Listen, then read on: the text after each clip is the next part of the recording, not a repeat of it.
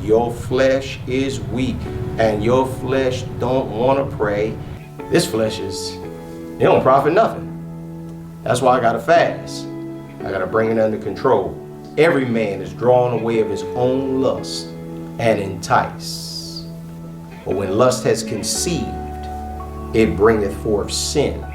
And sin, when it is finished, it bringeth forth death, second death. Even the first death too, you can die. You can die before your time. You can be doing some foolish stuff. For the body is not one member, but many. Much more, those members of the body which seem to be more feeble are necessary. The church is a body. Jesus Christ is the head. The church is a body. It's not a building. Never was. Never will be. So, the church is a body. That means everybody in the body gets weak. It's my job as the pastor, as the bishop, to make sure that the church don't stay weak. So tonight, I'm gonna help you get strong.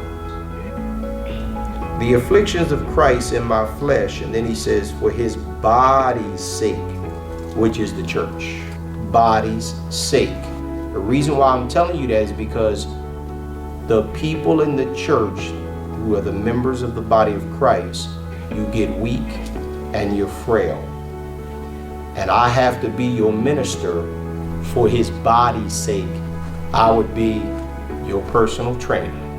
You need somebody that's gonna help you get strong. So that's why I'm here. For no man ever yet hated his own flesh, but nourisheth and cherisheth it, even as the Lord the church.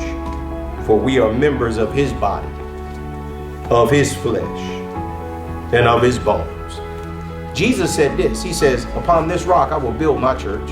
He said, and the gates of hell shall not prevail against it. Now, something that can't prevail against something, that means the thing that is actually you going against is actually weaker. The church is the strongest institution, as they would say, in the world. So the church is a body. So the body gets weak. So when the body gets weak, I got to help you get it strong. Know them which labor among you and are over you in the Lord, and admonish you. Esteem them very highly in love for their work's sake. Be at peace among yourselves. So when somebody is actually getting strong, right, that means a person is actually laboring. And those that's over you, such as myself, admonish you.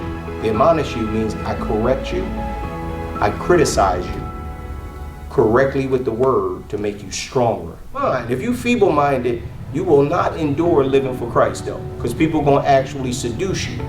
They're going to make you feel guilty that you're living for Christ. So what I'm supposed to do?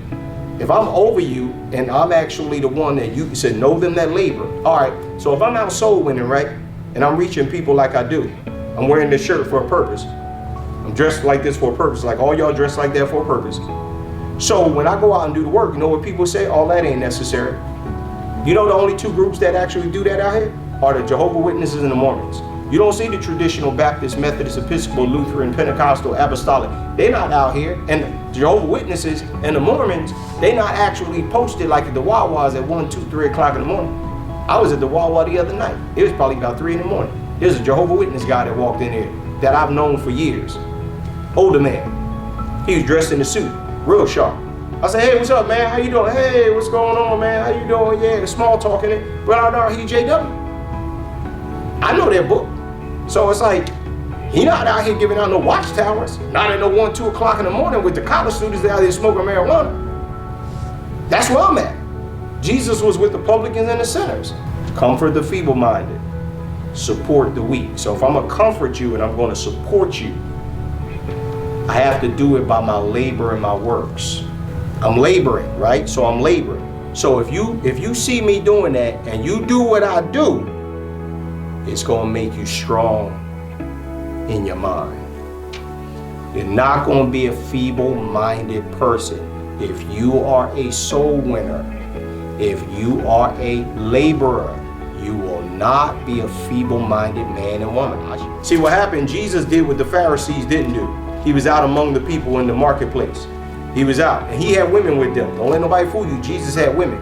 Jesus had disciples that were women that went and told the other apostles, the eyewitnesses, that Jesus was risen from the dead. They ain't believe it. body's sake. Strengthen ye the weak hands, and confirm the feeble knees. Say to them that are of a fearful heart, be strong, fear not.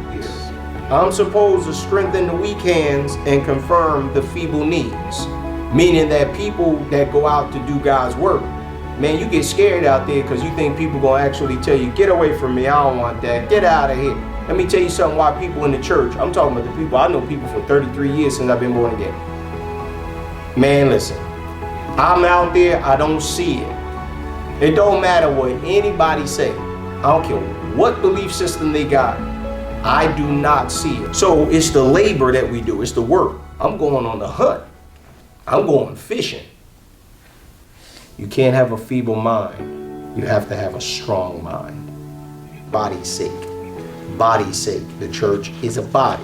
And you have to strengthen the feeble, weak parts of the body. And the people who are feeble-minded. How do I actually strengthen you?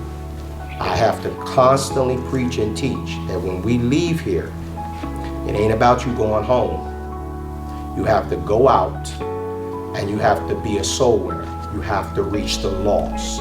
If you do not do that, you will not go to heaven.